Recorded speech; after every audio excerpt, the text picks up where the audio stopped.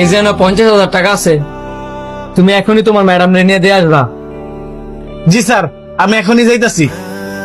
এই, এদিকে আসো। জি স্যার, বলেন। তুমি যে টাকাটা নিয়ে সাথে সাথে চলে যেতেছ, একটা বার কি গুনে দেখছো এখানে 50,000 টাকা ঠিক আছে কিনা? স্যার যেহেতু দিছে, এখানে 50,000 টাকা ঠিকই আছে। আমি টাকা দিছি দিকে কি হচ্ছে? আমার কি ভুল হইতে পারে না? টাকা গইনা নেওয়া হচ্ছে সুন্নত, গইনা নাও। भूल जाऊं कैसे माने ना मनाऊं कैसे तू बता 50,500? और है तू रहना এবার তো আমার গুনায় কোনো ভুল হয়েছে না। স্যার কি তাহলে 500 টাকা বেশি দিছে? কিন্তু স্যার তো কইছে না 50,000 টাকা। এই 500 টাকা মাইরা দিমু, মাইরা দিলে স্যার তো কইতে পারতো না, কারণ স্যার জানে না 50,000 টাকা। এই 500 টাকা মাইরেই দেই। এই টিয়াটা যদি আমি রাইখা দেই, আর স্যার যদি এটা কোনোভাবে জানতে পারে, পরে তো আমার চাকরিটাই থাকতো না। কিন্তু এই টিয়াটা হইলে তো আমার মার ওষুধের টিয়াটা হয়ে গেল বইলে। কি ব্যাপার ভাই, আপনি কি কোনো বিষয় নিয়ে চিন্তিত?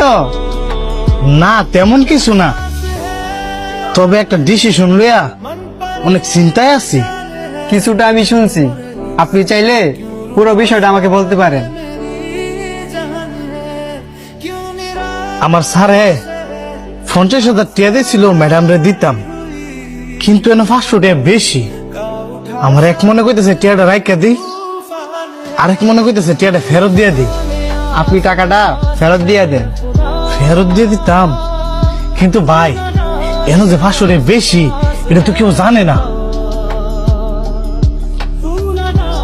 কেউ না জানলেও একজন কিন্তু সবই জানে, সবই দেখে।